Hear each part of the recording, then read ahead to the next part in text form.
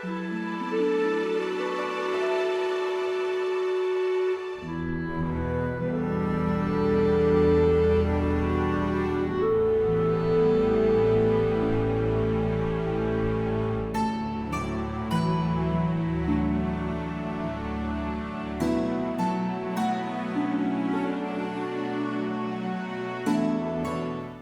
समाज के सारे महापुरुषों को सबसे पहले अभिवादन करके बहुजन रिपब्लिकन सोशलिस्ट पार्टी जिला गढ़चिरौली इनके द्वारा आज़ादी का अमृत महोत्सव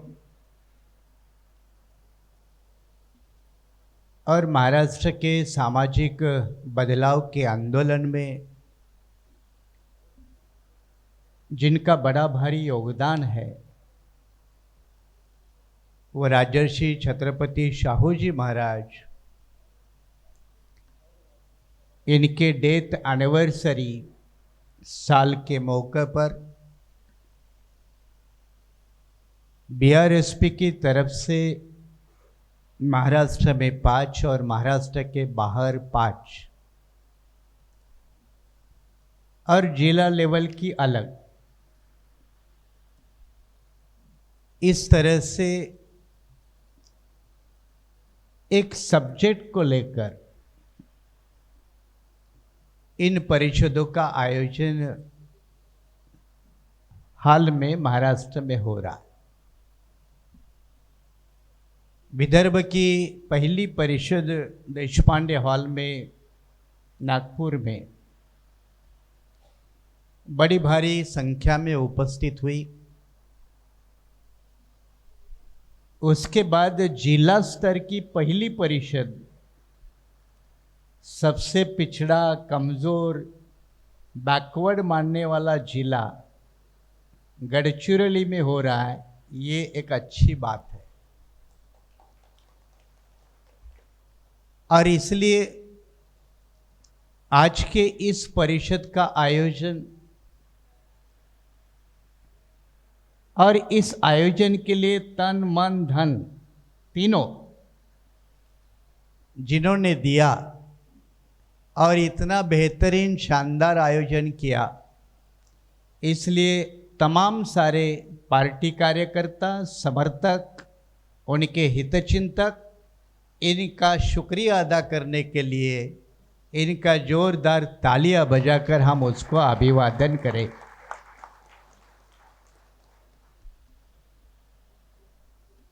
मैं जैसे मीटिंग के पहले इस हॉल से गुजरा था और इतना बड़ा हॉल देखकर मुझे लगा कि गढ़चिरौली जिला एरिया तो बड़ा है, लेकिन पॉपुलेशन के हिसाब से ये हॉल भरेगा क्या। और हमारे जिला अध्यक्ष बांबोले और दूसरे साथी बोले, रामटेके जी, कि हमने मेहनत बहुत की है, लोग जरूर पहुंचेंगे, हमारे लोगों के साथ अच्छे रिश्ते हैं। और इसलिए मैं राउत जी से बात कर रहा था कि गढ़चिरौली जैसे एरिया में इतने लोग बड़े पार्टी के भी नहीं जुड़ते। बड़े पार्टी का मतलब नाम लेना ज़रूरी है, नाम लेना ज़रूरी नहीं है, लेकिन बड़े पार्टी के भी नहीं जुड़ते। इसका मतलब फुले अम्बेडकरी, शाहू बाबा साहब के आंदोलन में अभी भी जान है, उसका यह सबूत है। विषय को देखकर बहुत लोग चकराते हैं। विषय को तो मैं समझाऊंगा ही, लेकिन विषय ऐसे चुनने क्यों पड़ते हैं। रोजमर्रा की जिंदगी में महंगाई है, किसान की आत्महत्याएं है, महाराष्ट्र के ऊपर आर्थिक बोझ एक बड़ा इशू है, ना चलने वाला गवर्नर, ना चलने वाली सरकार, ऐसे भी इशू है। तो कुछ लोग कहते हैं कि सर ये रोजमर्रा के इतने प्रॉब्लम है तो ये और एक क्या। उनकी बात कोई गलत नहीं है,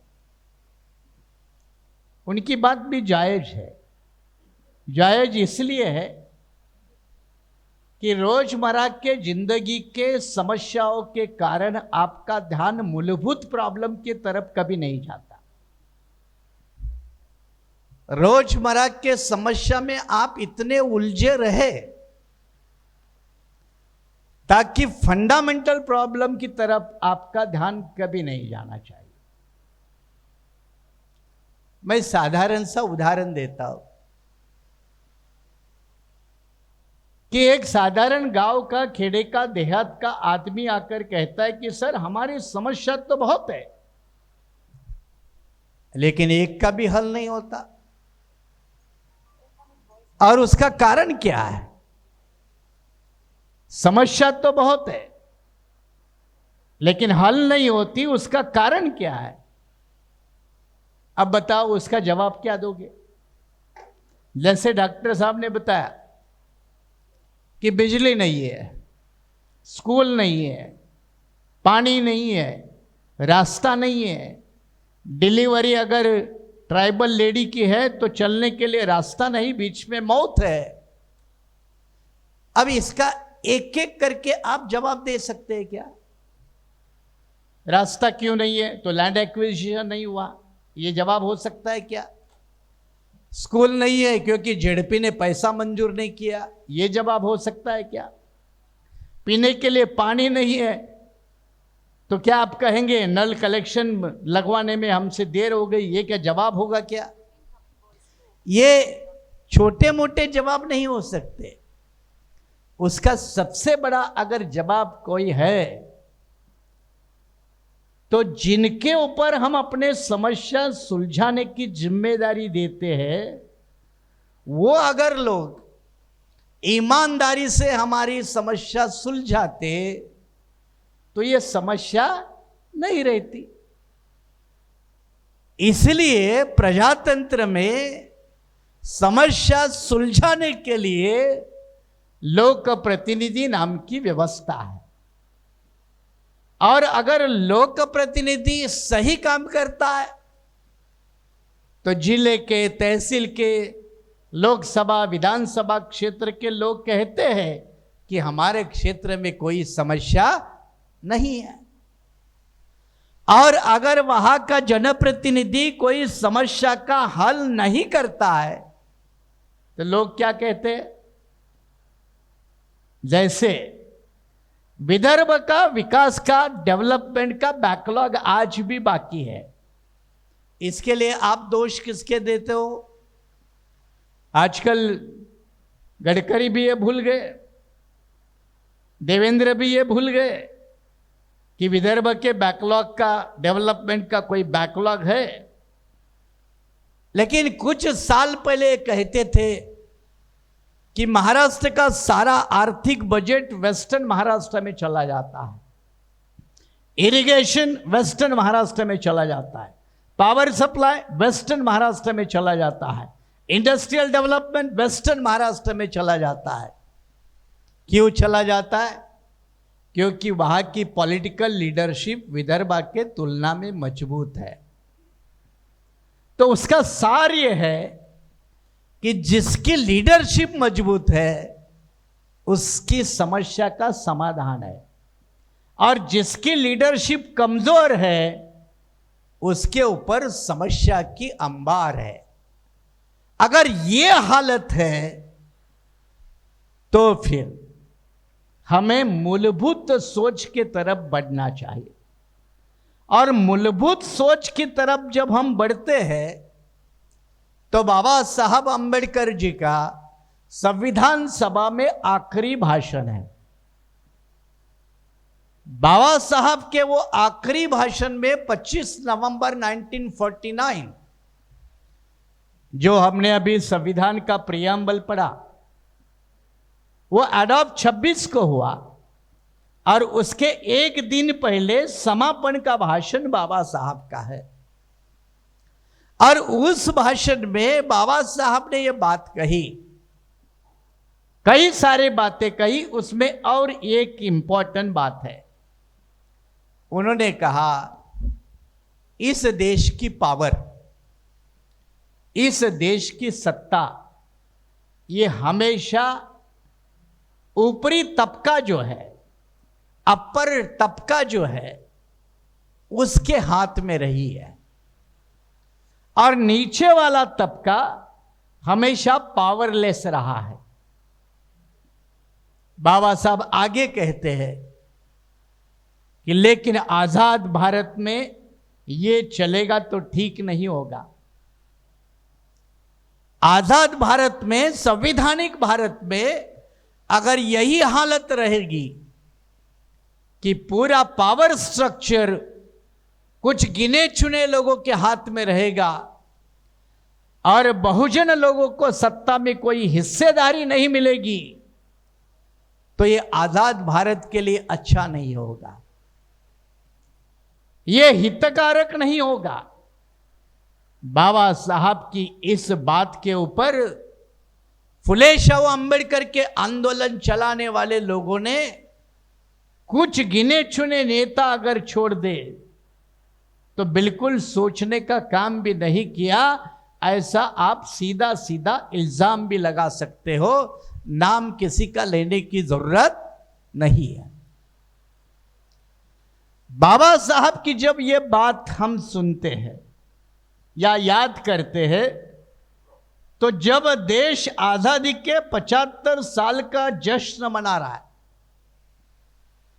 आजादी को 75 साल पूरे हो गए हैं, देश की सरकार इस आजादी के 75 साल के ढिंढोरे पूरे दुनिया में वो मना रहा है, तो क्या इस आजादी के 75 साल को हमने अपने नजरियों से, अपनी नजर से नहीं देखना चाहिए?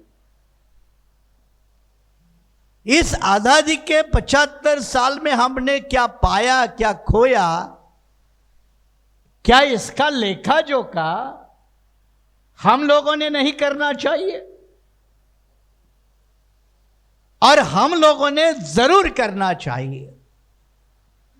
इसलिए जिस सब्जेक्ट को दुर्लक्षित रखा गया, काफी सालों से यह विचार कभी फुले शाह अम्बेडकर आंदोलन के एक सेंट्रल रूप के, एक कारण, प्रश्न के कारण, कभी एक समस्या के कारण कभी सेंट्रल रूप नहीं ले पाया, इस निग्लेक्टेड इश्यूज को सेंट्रल पॉइंट बनाकर बीआरएसपी ने यह आंदोलन शुरू किया है। उसके साथ दूसरा भी राउत सर मुद्दा है। वो मुद्दा क्या है? रोजमर्रा की जिंदगी के सवाल जरूर उठाए, लेकिन लॉन्ग टर्म के मुद्दे भी आपने हाथ में लेने चाहिए। जिस बीजेपी के ऊपर हम सारे लोग मिलकर हमले करते हैं, वो बीजेपी उनके शॉर्ट टर्म एजेंडे के साथ साथ लॉन्ग टर्म मुद्दे लेकर कैसे भविष्य की ओर बढ़ती है, इसको भी ध्यान में रखकर हमने भी अपने कुछ आदतों को सुधारना चाहिए, उसमें सुधार लाना चाहिए। और इसीलिए एक फंडामेंटल इश्यूज की तरफ ध्यान जाना चाहिए। फंडामेंटल इश्यू क्या है? फंडामेंटल इश्यू ये है कि 140 करोड़ आबादी वाले भारत में, इसमें अमेरिका की जितनी पॉपुलेशन है उससे ज्यादा वोटर है। मैं 2011 में 15 दिन के लिए अमेरिका में लेक्चर्स के लिए गया था, किसी स्कूल्स, कॉलेजेस, यूनिवर्सिटी में, और वहां के लॉ स्टूडेंट ने मुझे पूछा था कि हमारे जैसे देश की जितनी आबादी है उससे ज्यादा वोटर आपके देश में है, तो आपकी डेमोक्रेसी काम कैसे करती है? अब मैंने क्या जवाब दिया वो एक अलग बात है, लेकिन ये स्टूडेंट ने जरूर पूछा था। ये सवाल इसलिए आता है कि जब 140 करोड़ जनता वाले देश में करोड़ों की आबादी से वोटर है, अगर 140 करोड़ वाले आबादी के देश में लगभग 70 करोड़ तो वोटर जरूर निकलेंगे। आंकड़ेवारी चुनाव आयोग के पास है। अब 70 करोड़ वोटर अगर इस देश में है तो हमारा सवाल सीधा सटीक है कि 70 करोड़ अगर वोटर है इस देश में तो 60 करोड़ वाले लोगों के प्रतिनिधि कमजोर क्यों है और 10 करोड़ वाले के प्रतिनिधि ताकतवर क्यों है? क्या इसकी कल्पना भारतीय संविधान ने की है? क्या इसकी रचना भारतीय संविधान ने की है? क्या यह भारत के प्रजातंत्र का मूल मंत्र है? और सीधा उत्तर है नहीं। बाबा साहब की 25 नवंबर की बात और इस सच्चाई के बाद इनको अगर हम जोड़कर देख ले तो हमें 75 साल के बाद लेखा जोखा जब हम करते हैं तो हाथ में क्या आता है? हाथ में क्या आता है? अब हाथ में क्या आता है इसके दो उदाहरण ले लो सीधा, कि जिस शेड्यूल कास्ट का पॉलिटिकल रिजर्वेशन है उसके लोकसभा में 84 मेंबर ऑफ पार्लियामेंट है। 84। अब 84 आंकड़ा कम है क्या? 50 वाले की सरकार आती है, आती है ना? 50 वाले की आती है, जिसका एक भी सांसद नहीं था वो भी प्राइम मिनिस्टर इस देश में हुआ है। हुआ है कि नहीं? हुआ है कि नहीं? एक भी नहीं था, वो अकेला ही था तो भी वो प्राइम मिनिस्टर बना। तो 84 वाले, अच्छा ये 84 है तो इनके साथ ट्राइबल के 47 है, जिसमें आपका गढ़चिरौली का भी एक आता है, सांसद है। वो कौन से पार्टी का है वो छोड़िए, लेकिन 47, 84 ये 47 ट्राइबल के दोनों मिलके 131 हो गए। अब 131 आंकड़ा कम है क्या? ये 131 हो गए। दूसरे जरा थे हमारे बोले, हमारे ओबीसी, ये ओबीसी के 137 है आज अभी, अलग अलग पार्टी से 137 है। अब ये दोनों SC ST 131, ओबीसी के हो गए 137, कुल मिला के कितने हो गए? 50 से ज्यादा हो गए। 50 से ज्यादा हो गए कि नहीं? 265 होते हैं, 291 या 265 होते हैं, 268, और इसमें मुसलमान के 27 है, मुस्लिम के 27 है। 268 और मुस्लिम के 27 मिला लो, कितने हो गए? 290। अरे साले तुम किसी भी पार्टी से चुन के आओ, सारे मिलके इकट्ठे हो जाओ, एकनाथ शिंदे बन जाओ।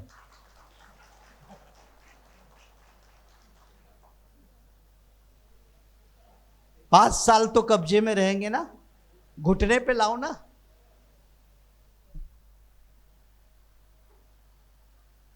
अगर 50 के बलबूते पर आप घुटने पे ला सकते हो तो 295 के बलबूते पर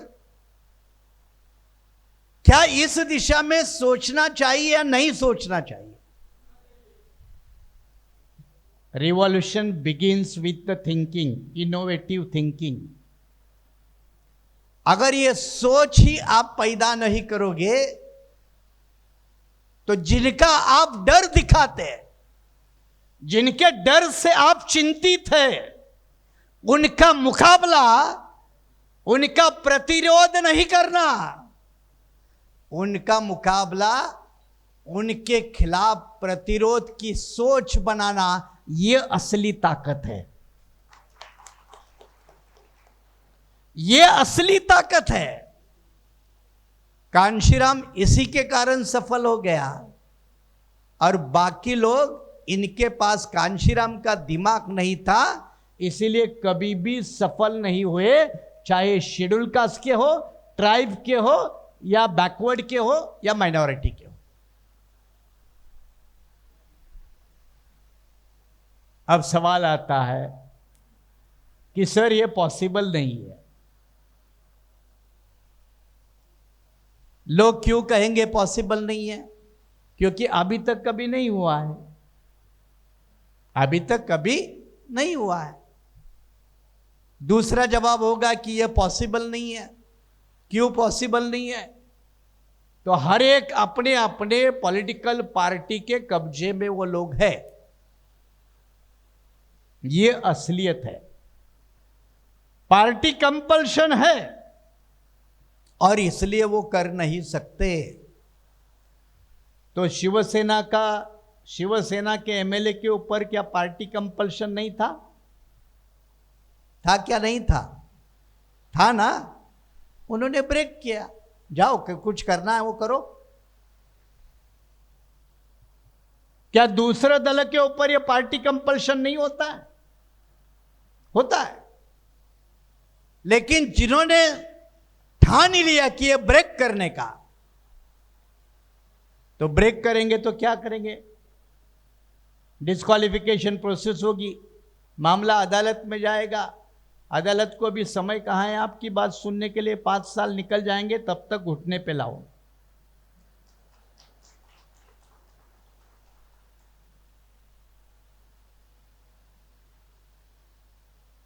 और अगर ऐसे नहीं आते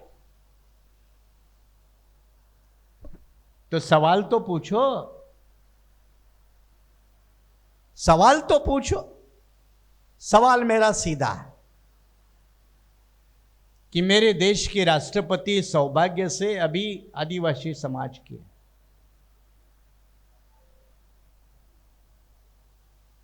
मेरा सवाल सीधा है। 9 अगस्त को पूरी दुनिया मूल निवासी लोगों के सम्मान में विश्व दिवस मनाती है। क्या मेरे देश के राष्ट्रपति ने 9 अगस्त को इस देश के आदिवासी समुदाय को, मूल निवासी लोगों को इवन शुभेच्छा दी 9 अगस्त को? नहीं दी। तो क्यों नहीं दी? आज 11 सितंबर है, 2 दिन के बाद 13 सितंबर है, और 13 सितंबर ये विश्व के इतिहास में और एक महत्वपूर्ण दिन है। जैसे 9 अगस्त को यूनाइटेड नेशंस ने मूल निवासी लोगों के सम्मान के लिए वर्ष घोषित किया, वैसे 13 सितंबर 2007 को 2007 यूनाइटेड नेशंस ने इंडिजिनियस पीपल के कुछ फंडामेंटल राइट है, अधिकार है, ये एक घोषणा पत्र घोषित किया। मूल निवासी लोगों के सम्मान में 9 अगस्त का मामला हो या 13 सितंबर 2007 का आदिवासी लोगों के अधिकारों का घोषणा पत्र हो, आज तक भारत सरकार में जिसकी भी सरकारें आई, किसी ने भी उसको मान्यता नहीं दी है। किसी ने भी नहीं दी। सरकार कांग्रेस की हो, सरकार बीजेपी की हो, सरकार एनडीए की हो, सरकार यूपीए की हो, अब मेरा यह सीधा सवाल है कि अगर विश्व स्तर पर आदिवासियों की हिता की बात होती है, लेकिन मेरी भारत की सरकार उसको अभी तक रैटिफाई नहीं करती, उसको अडॉप्ट नहीं करती। अगर अडॉप्ट नहीं करती तो मेरे 47 ट्राइबल मेंबर ऑफ पार्लियामेंट जो बैठे हैं संसद में, वो करते क्या है? ये मेरा सीधा सवाल है। जिस शेड्यूल कास्ट और शेड्यूल ट्राइब के विकास के लिए भारतीय संविधान के अंदर दोनों के लिए अलग अलग कमीशन है, और इस कमीशन की हर साल की रिपोर्ट इस देश का राष्ट्रपति संसद के पटल पर रखेगा, यह भारतीय संविधान ने उसको कहा है। लेकिन पिछले 10 साल में इस देश के शेड्यूल कास्ट की, शेड्यूल ट्राइब की social, political, economic, educational, cultural जो भी है, क्या इसके बारे में एक बार तो उनकी रिपोर्ट संसद के पटल पर कभी आई? और अगर नहीं आई तो मेरा सवाल ये 47 member of parliament of tribals और 84 member of the parliaments, 84 members of the schedule caste, इनको यह सवाल है कि भाई आपके जिस समाज का साथ आपका ताल्लुकात है, जिस समाज की आप नेतागिरी करते हो, जिस समाज की आप रहबरी करते हो, उस समाज के बारे में पार्लियामेंट के पटल पर रिपोर्ट भी नहीं रखी जाती, तो आपका चुन के जाना, मेरा प्रतिनिधित्व करने का क्या आपको हक है? क्या आपको अधिकार है? यह सवाल पूछना चाहिए।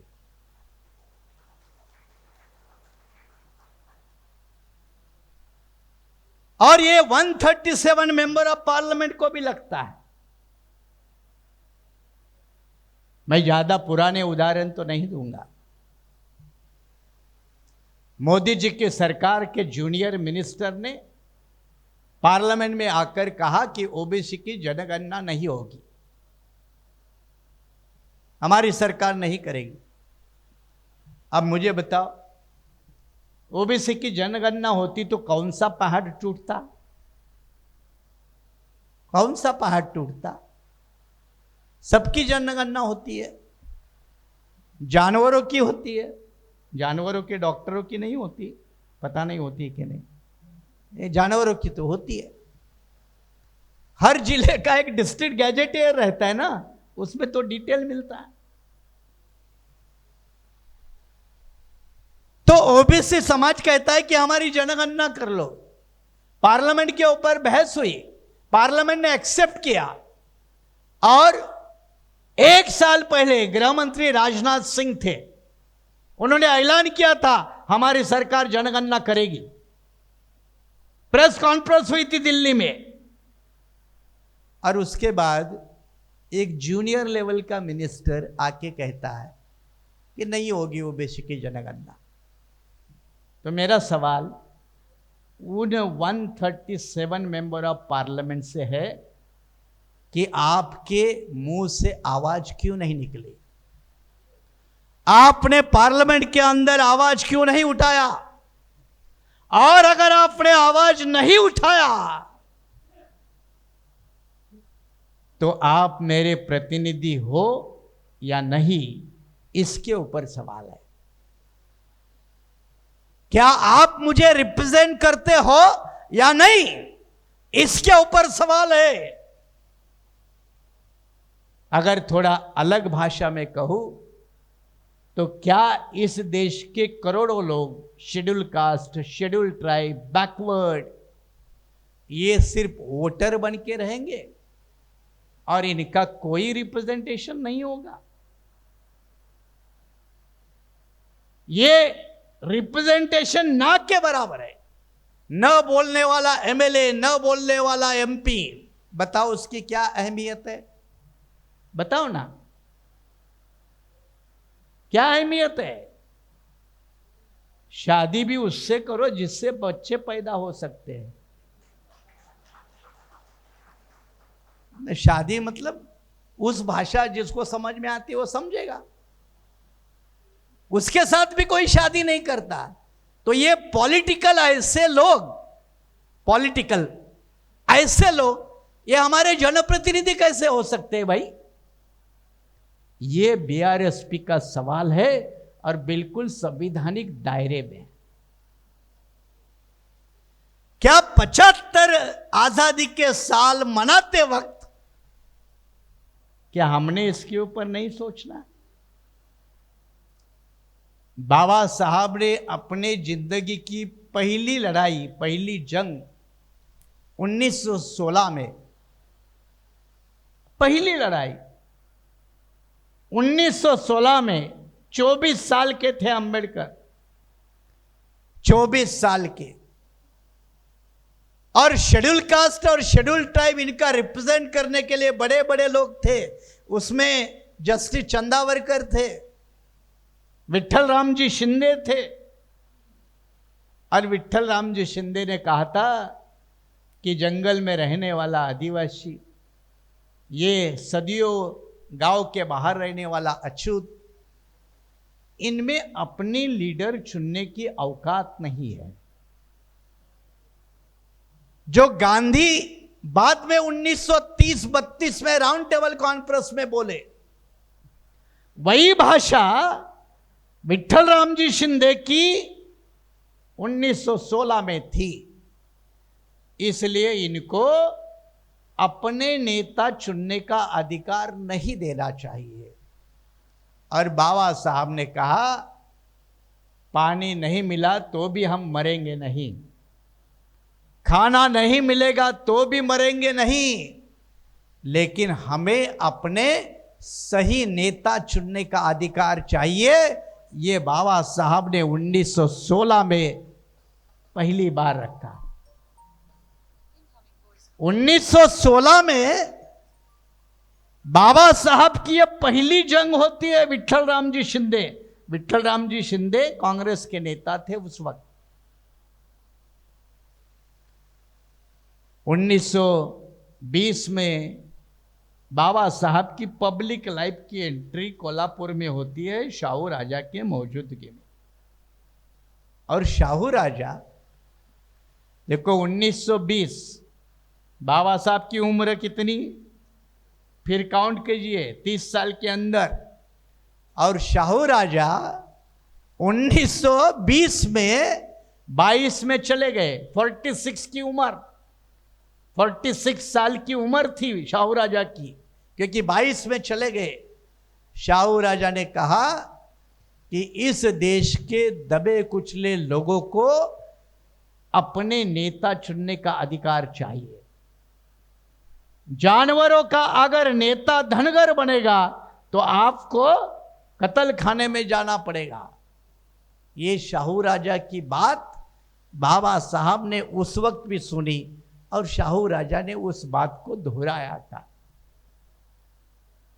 जब हम महापुरुषों का आंदोलन भी चलाते हैं, मूवमेंट भी चलाते हैं, जिस तरह से डॉक्टर साहब ने कहा कि यह सामाजिक परिवर्तन का कारवा भी चलाते हैं, तो आजादी के 75 साल का जश्न हम अपने महापुरुषों के नजर के हिसाब से भी देखना चाहिए। और जब महापुरुषों के नजर के हिसाब से देखते हैं तो मैं आपको दूसरी तरफ बताऊंगा। दूसरी तरफ कौन सी बात?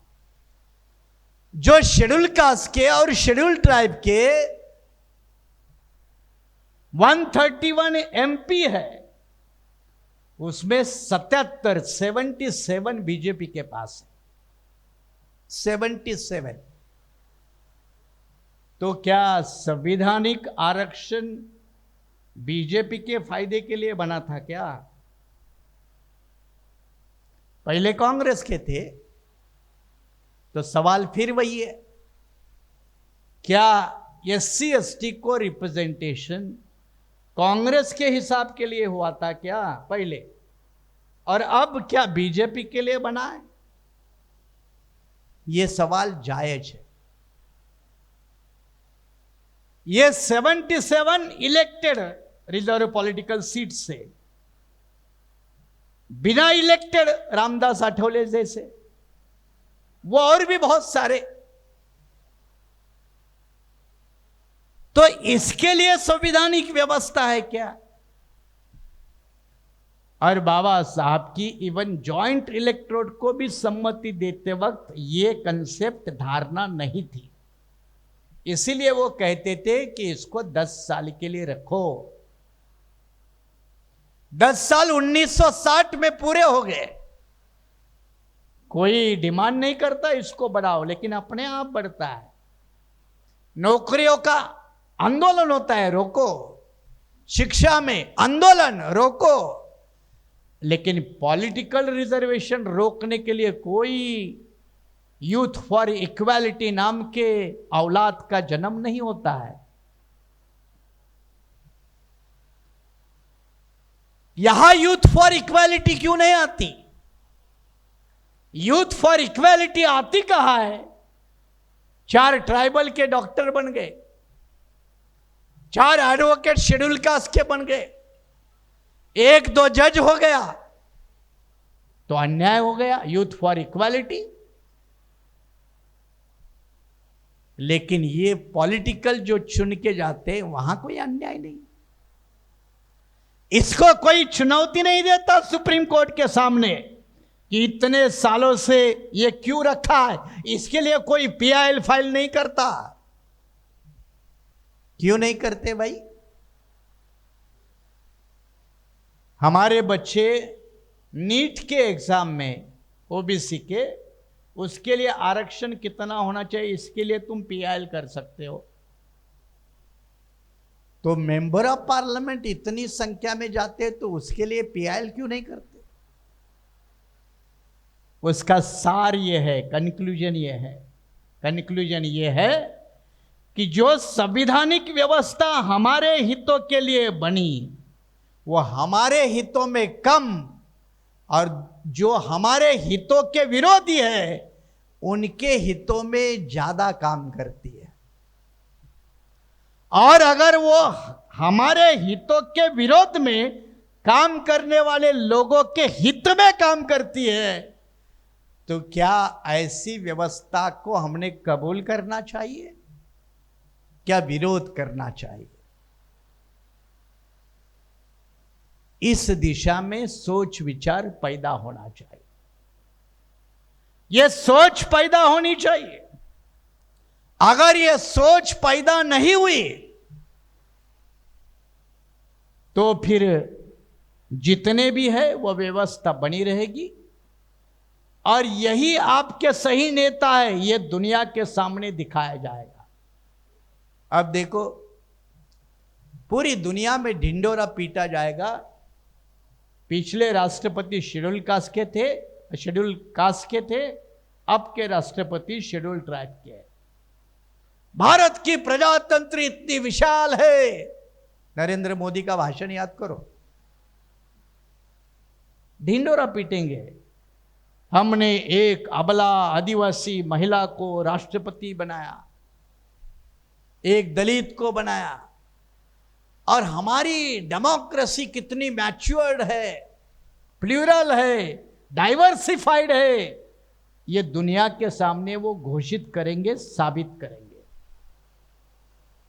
असलियत क्या है? असलियत यह है कि ये एक धोखा है, ये एक छलावा है। असल की बात कुछ और है। असल की बात और क्या है? मैं एक सीधा उदाहरण देता हूं। कोई भी आंदोलन करते वक्त पूरी रिसर्च करनी चाहिए। रिसर्च के बिना आंदोलन नहीं खड़ा होता। ये कोई खून का मामला, खानदान का मामला, ये कोई ऐसा आंदोलन नहीं है कि भाई अभी खून के पीछे खड़े हो जाओ, इसके पीछे खड़े हो जाओ। ये उस तरह का आंदोलन नहीं है। ये आंदोलन कुछ बुनियादी फंडामेंटल इश्यूज को, जिसका ताल्लुका सीधा संविधान के साथ है, ऐसे मुद्दों को लेकर जब आप पब्लिक में जाते हो तो बिना रिसर्च किए आपका जाना गलत भी है, जाना भी नहीं चाहिए। लेकिन रिसर्च के आधार पर मैं दूसरा पहलू आपके सामने रखता हूं। दूसरा पहलू क्या है? दूसरा पहलू यह है, 2014 में उत्तर भारत के काऊ बेल्ट में, काऊ बेल्ट जिसको राजनीति में हम कहते हैं, उस काऊ बेल्ट में उत्तर भारत में बीजेपी के ब्राह्मण सांसद का प्रतिशत 30% था, 30। और 2019 में काऊ बेल्ट में बीजेपी के ब्राह्मण सांसदों का प्रतिशत 39% है। 9% वाढले एकाच इलेक्शन मध्ये। मेरा सवाल सीधा है कि आबादी के हिसाब से ब्राह्मणों के कितने एमपी चुन के जाने चाहिए, लेकिन उनका प्रतिशत बढ़ रहा है। आबादी के हिसाब से ओबीसी के फिर कितने प्रतिनिधि चुन के जाने चाहिए, उनका हिसाब लगाना जरूरी है। आबादी के हिसाब से इस देश में मुस्लिम समाज अकेला 14% है। सरकारी आंकड़ों के मुताबिक उसके 75 मेंबर ऑफ पार्लियामेंट होने चाहिए, लेकिन वर्तमान में सिर्फ 27 है। तो भारत का प्रजातंत्र किन लोगों के हाथ में है? सवाल ये है, भारत का लोकतंत्र किन लोगों के कब्जे में है? सिर्फ यह हमारे प्रतिनिधित्व का सवाल नहीं है, सवाल यह भी है कि 75 साल के आजादी के बाद इस देश की प्रजातंत्र, इस देश का लोकतंत्र, इस देश की डेमोक्रेसी किन लोगों के हाथ में इकट्ठी है। जिस तरह से आप आर्थिक रूप से आज खुलेआम कहते हो कि इस देश की इकोनॉमी अदानी और अंबानी के हाथ में मुट्ठी में छुप है, बंद है, उसी तरह प्रजातंत्र भी, लोकशाही भी किनके हाथ में बंद है, यह भी तो सवाल है। एक तरफ हमारी आर्थिक व्यवस्था कुछ चंद पूंजीपति लोगों के हाथ में है और लोकतांत्रिक व्यवस्था कुछ गिने चुने लोगों के, पार्टी के लोगों के, वर्ग के लोगों के, जाति के लोगों के हाथ में है। तो हमारा इस प्रजातंत्र में हिस्सा क्या है? हमारा इस प्रजातंत्र में भागीदारी क्या है? हमारा इस प्रजातंत्र में हिस्सेदारी क्या है? क्या यह जायज सवाल नहीं है? क्या यह सवाल नहीं उठाना चाहिए?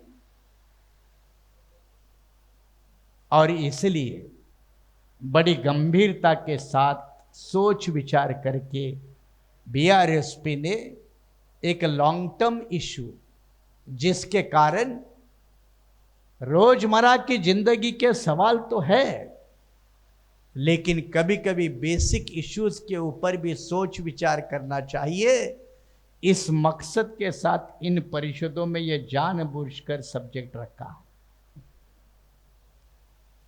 राउत जी ने कहा, इसका जवाब क्या है?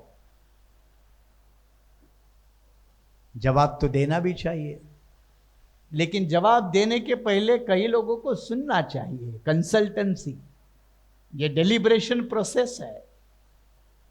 प्रजातंत्र में डेलिब्रेशन होना चाहिए। इसलिए कई राजनीतिक संगठन के लोगों को हम अपने मंच पे बुला रहे हैं। वो कभी हमें अपने, उनके मंच पर हमें नहीं बुलाते। मैं ये भी कहता हूं, या राऊत साहेब, तुम्हाला कधी बोलवतात का तुमच्या गडचिरोलीमध्ये बाकीचे? क्यों भाई, बुलाते हैं क्या? तो पार्टनरशिप भी दोनों तरफ से होनी चाहिए ना। लेन देन का मामला है, सिर्फ देने का मामला हमारे माथे पर, लेने का तुम के माथे। ये कौन सा बकवास है यार। डॉक्टर साहब, हम पहली बार मिल रहे हैं पब्लिक मीटिंग में। लोकसभा के पहले मैंने अपने पार्टी के 5 जोनल कॉन्फ्रेंसेस किए और उस जोनल कॉन्फ्रेंसेस में एंटी बीजेपी जितने भी नेता हैं, पार्टियां, उनको सभी को बुलाया था और एक ही थीम है 2019 के लोकसभा के पहले कि anti BJP all political parties should unite. ये कॉमन। वडेट्टीवार आए थे, देशमुख आए थे, अनिल देशमुख, छगन भुजबल आए थे, पृथ्वीराज चौहान जी आए थे, कई लोग आए थे। एंटी बीजेपी ताकत बननी चाहिए, इसीलिए तो लोकशाही आघाड़ी में हम पहले थे, चुनाव के पहले थे। उद्धव ठाकरे जैसे बाद में नहीं घुसे, हम पहले थे। शेकाप वाले हम 13 पॉलिटिकल पार्टी थे, 13 पॉलिटिकल पार्टी। राजू शेट्टी था, भाई ठाकुर था, समाजवादी पार्टी के 2 MP MLA समाजवादी पार्टी थी। 13 हम पॉलिटिकल पार्टीज थे और बाकी नॉन पॉलिटिकल संगठन थे। 28 अक्टूबर 2019 को महाविकास आघाड़ी की सरकार बनी। शपथ विधि के लिए हम सारे लोग मौजूद थे, लेकिन उसके बाद में कांग्रेस, राष्ट्रवादी और शिवसेना की सरकार ने ये 13 पार्टी के लोगों को कभी भी एक भी मीटिंग में नहीं बुलाया, कभी भी नहीं बुलाया। उद्धव ठाकरे को सीएम बनाने के पहले रात को हम सारे लोग बैठे थे, क्या हम शिवसेना के आदमी को मुख्यमंत्री बनाने का समर्थन देंगे। ये बात हुई और हम सारे लोगों ने कहा कि भाई हम तो कांग्रेस के साथ बैठे हैं, यही बड़ी मुश्किल बात है, अब शिवसेना के साथ भी बैठना पड़ रहा है। लेकिन राजनीति में ऐसे भी दिन देखने पड़ते हैं, आपने भी देखे। लेकिन बीजेपी को पावर से दूर रखने के लिए सारे लोग एग्री हो गए। इवन मुस्लिम समाज का प्रतिनिधित्व करने वाला अबू हासिम की भी सिग्नेचर है। लेकिन सरकार बनने के बाद इन 13 पार्टियों के साथ कांग्रेस, राष्ट्रवादी और शिवसेना का सलूक कैसा रहा, ये शेकाप वालों से पूछो। जिस मोदी सरकार ने 3 काले किसान कानून लाए थे, वही कानून महाराष्ट्र के विधानसभा में आए। क्या हुआ? क्या हुआ? बीजेपी को हटाकर हम इनको बिठाना चाहते हैं, लेकिन ये भी अगर बीजेपी जैसा ही काम करेगा तो इसमें और बीजेपी में फर्क क्या है? फर्क क्या है? फिर वो कांशीराम की भाषा, एक सापनाथ है, दूसरा वो भाषा आती है।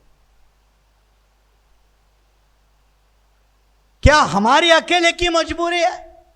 संविधान खतरे में है, अंबेडकर की औलाद की अकेले की जिम्मेदारी है, बाबा साहब के बंदों की जिम्मेदारी है, बाकी किसी की जिम्मेदारी नहीं।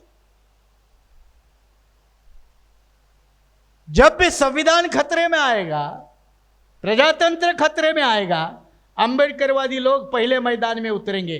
कोई कारपोरेटर हो, नगर सेवक हो, या MP हो, या MLA नहीं हो, कोई फर्क नहीं, क्योंकि वो आंदोलन की भाषा समझते हैं और बाकी लोग आंदोलन की भाषा नहीं, वो सिर्फ सत्ता की भाषा समझते हैं। और सत्ता की भाषा समझने वाले लोग RSS को हरा नहीं सकते, ये मेरा दावा है, लिख के रख लो। क्योंकि RSS भी एक आंदोलन है। कितने भी जानवरों के डॉक्टर रहने दो उनमें, लेकिन वो भी एक आंदोलन है। वो भी बहुत सालों साल तक बिना सत्ता से रहे, लेकिन सत्ता आने के बाद उन्होंने जिस तरह से पकड़ अभी बनाई है ना, आसान नहीं है छूटना। इसलिए 2024 की चिंता आप लोग हम लोग करते हैं, लेकिन चिंता करने से मामला हल नहीं होगा। चिंता करने से मामला हल नहीं होगा। चिंतन करना चाहिए, चिंता भी होनी चाहिए, लेकिन जो चिंता और चिंतन हल नहीं निकाल देती वो किस काम की, बेकार है, कोई काम की नहीं। और हल ये है, हल कई है, उसमें से एक ये है कि भाई हमने अपने सही नेता चुन के देने की आदत लगवानी चाहिए। गलत नेता को, जैसे कुछ लोग भारतीय प्रजातंत्र में राइट टू रिकॉल की बात करते हैं, तो अगर यह आदिवासी क्षेत्र है, मान लो गढ़चिरौली, मैं उदाहरण दे रहा हूं, अगर ये मेरा आदिवासी क्षेत्र है, जनसंख्या आदिवासी है, मेंबर ऑफ पार्लियामेंट आदिवासी है, और अगर आदिवासी के हक और अधिकार की रक्षा नहीं होती तो वहां के जितने भी इलेक्टेड रिप्रेजेंटेटिव है उनको वापस बुलाने का अधिकार भी आदिवासी को होना चाहिए। इस बात की तरफ भी हमने थोड़ा बहुत मूडने की जरूरत है। यह सिर्फ कोई पुणे करार के साथ जुड़ी हुई बात है ऐसा मैं नहीं मानता। पुणे करार से आगे भी जाकर एक व्यापक रूप से इस मुद्दे को समझने की जरूरत है। देखो, राइट टू रिकॉल की बात कौन कर रहे हैं? अपर कास्ट का तबका कर रहा है, तुम थोड़े कर रहे हो। कुछ एनजीओ के लोग, जिसमें केजरीवाल भी किसी समय में आता था, ये राइट टू रिकॉल की बात करने लगे थे। जब पावर स्ट्रक्चर के बाहर थे तो राइट टू रिकॉल की बात करते थे। अब राइट टू रिकॉल के लिए कोई ज्यादा बात नहीं करता, चाहे अन्ना हजारे हो या केजरीवाल हो। लेकिन हमने बात तो जरूर करनी चाहिए। अगर मेरा क्षेत्र का विधायक, एमएलए, एमपी अगर चुनाव के वक्त ये कहता है कि ये तुम्हारे 10 मुद्दे हैं, ये मैं हल कर दूंगा, और अगर उसने हल नहीं किए तो वहां के वोटरों को अधिकार होना चाहिए, इसको वापस बुलाओ, इसका चुनाव कैंसिल करे। क्या इसके ऊपर हम नहीं सोच सकते? अब आप कहेंगे दूसरा आएगा तो, अरे दूसरा आएगा तो थोड़ा बहुत तो सोचेगा, मुझे जाना क्यों पड़ा। हर चुनाव में पैसा खर्चा होता है ना, तो खर्चा तो करना पड़ेगा। बोलेगा इतना एक्सपेंडिचर बेकार गया, तो बेकार जाने के लिए तो डरेगा। तो इसलिए बाबा साहब की भाषा में हमें नॉमिनल रिप्रेजेंटेशन नहीं चाहिए, हमें रियल रिप्रेजेंटेशन चाहिए। और रियल रिप्रेजेंटेशन पैदा करना ये हमारी जिम्मेदारी, और पैदा नहीं होने देना ये उनकी जिम्मेदारी। उनको रामदास चाहिए, कोई तकलीफ नहीं, कोई तकलीफ नहीं। अपनी लड़की का ब्याह ऐसे आदमी से कर दो, बच्चा होने का कोई खतरा नहीं। ऐसे चाहिए, ऐसे नेता चाहिए, एमपी चाहिए, एमएलए चाहिए, जो अपने लोगों की हक और हकूक की, तुम्हारे जल जमीन जो भाषा है, बात ना करे। उदाहरण सिंपल दे दूं, अंग्रेजों के जमाने में pre matric scholarship SC ST के लिए है। हमारे से ज़्यादा लोग, हम उसके फायदे वाले लोग हैं, वहीं से आए। मैं भी आया हूँ, क्योंकि मैं भी गांव में पढ़ा हूँ। प्री मैट्रिक स्कॉलरशिप आज भी प्री मैट्रिक स्कॉलरशिप है, किसको मिलती है? जिस बच्चे का माँ बाप का इनकम 2.5 लाख से कम है, 2.5 लाख, 2.5 लाख, 2.5 लाख, 2.5 लाख की मर्यादा। और मोदी ने 103 संविधान संशोधन करके ईबीसी का रिजर्वेशन लाया, इकोनॉमिकली बैकवर्ड क्लास का रिजर्वेशन लाया। इनकम लिमिट है 8 लाख। ईबीसी को 8 लाख की मर्यादा, और प्री मैट्रिक स्कॉलरशिप के लिए मेरे आदिवासी दलित, इनके लिए इनकम मर्यादा 2.5 लाख। क्या इतनी सी बात हमारे एमपी एमएलए के दिमाग में नहीं आती? कितने उदाहरण गिने, कितने एग्जाम्पल दे दे। पैसा कानून के अंदर आने वाले ग्राम पंचायतों के अधिकार, रोज उसको हनन हो रहा है पूरे देश में, बीजेपी के राज में। क्या ये आदिवासी एमपी एमएलए को दिखता नहीं? क्या पैसा कानून को कमजोर नहीं किया जा रहा है? बहुत से अंबेडकरी आंदोलन के लोगों को पैसा कानून पता नहीं है। यह असलियत है, असलियत है। यह उनकी नालायकी है जो आंदोलन चलाते हैं। पार्लियामेंट द्वारा बनाए गए भारत के पैसा कानून को बीजेपी के सरकार ने गुजरात मॉडल देखकर उठा लो। पैसा कानून का लगभग अस्तित्व खत्म कर दिया है। गुजरात में 16% ट्राइबल है, 8% दलित है, शेड्यूल कास्ट।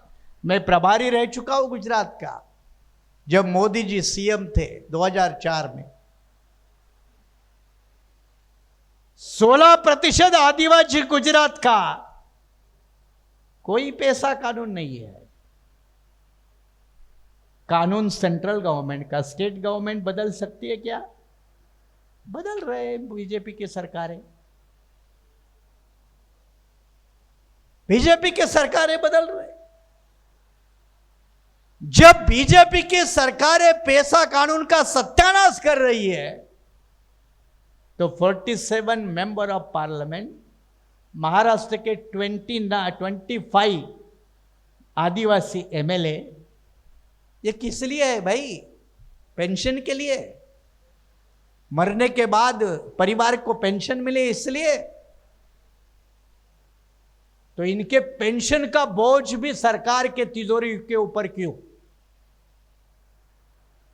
क्यों इनको पेंशन मिलनी चाहिए? वैसे भी बीआरएसपी की एक सीधी भूमिका है कि एमपी एमएलए को पेंशन देने के लिए क्रीमिलेयर लगना चाहिए। साला सचिन तेंदुलकर को पेंशन देने का मतलब क्या है? बताओ ना। वो रेखा, रेखा मतलब वो तुम्हारी बाजू वाली नहीं, वो रेखा। अब उसको पेंशन देने का मतलब क्या है? वो मल्ल्या,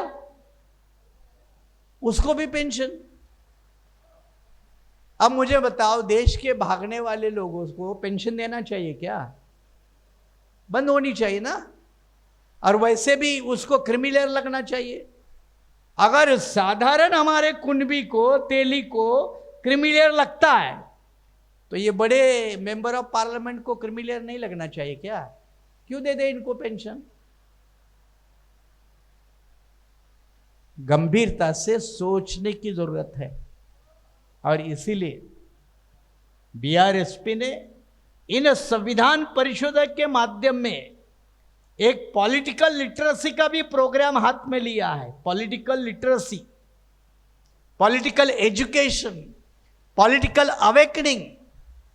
और ये किसी जाति, धर्म, भावना, रिश्ता, खून, पोट जाति, इसके आधार पर नहीं, एक संवैधानिक व्यवस्था के आधार पर एक बुनियादी सवाल लोगों के सामने रखा है।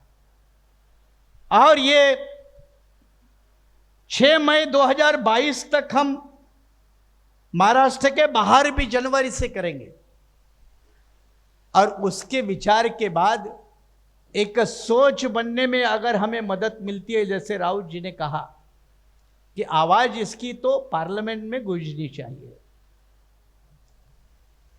तो मिलेंगे कोई ये आवाज उठाने वाले, जैसे ओबीसी जनसंख्यक की आवाज कुछ लोगों ने उठाई ना, देर सही लेकिन उठाई। ठीक है, वो असफल रहे लेकिन उठाई तो सही। हो सकता है दक्षिण से आपको कोई मिलेगा, कोई प्रेशर लॉबी बनेगी, और अगर उसमें से मान लो हमारे ये डॉक्टर भाई साहब इधर है, राउत जी है, इसमें से कोई गलती से वहां गया, मैं गलती से इसलिए कहता हूं क्योंकि मैं कभी नहीं जाऊंगा, क्योंकि मुझे जाने का कोई खतरा नहीं है, क्योंकि मेरे जैसे लोग पार्लियामेंट के अंदर कभी नहीं जा सकते। ये भी भारतीय प्रजातंत्र की एक व्यवस्था है, कमजोरी है। क्यों नहीं जा सकते उसके कारण अलग है। इसलिए डॉक्टर हुसैनी जी बोले ना कि चुनाव करने के लिए हमको बहुत कुछ पापड़ बेलने पड़ते हैं, तो ये पापड़ बेलना हमारा काम नहीं है, हमें नहीं जमेगा। लेकिन कुछ लोग तो है जिनको ये पापड़ बेलने का काम जम सकता है, जमेगा। उनके माध्यम से भी आवाज बुलंद होनी चाहिए। कहते हैं ना कि अगर तुम्हारे आवाज से नहीं, मेरे आवाज से नहीं, लेकिन रूह तुम्हारी कभी न कभी जाग जानी चाहिए। इसलिए आवाज किसकी है इसको ज्यादा अहमियत ना देते हुए तुम्हारी आत्मा जागती है या नहीं, ये मेरा बुनियादी सवाल है। और इस मकसद के लिए ये संविधान परिषदों का आयोजन है। ये कोई हंसी मजाक का सब्जेक्ट नहीं है, ये गंभीर चिंतन का, व्यवस्था के, पॉलिटिकल सिस्टम के बारे में लेकर, बहुजन समाज के रिप्रेजेंटेशन को लेकर एक गंभीर विषय का मामला है। और इस विषय को लेकर मुझे गढ़चिरौली के साथियों को धन्यवाद देना पड़ेगा कि आपने गंभीरता से इसको आयोजित किया। इसलिए आपका तहे दिल से शुक्रिया अदा करते हुए मैं आपसे विदा लेना चाहूँगा। जय भीम, जय भारत।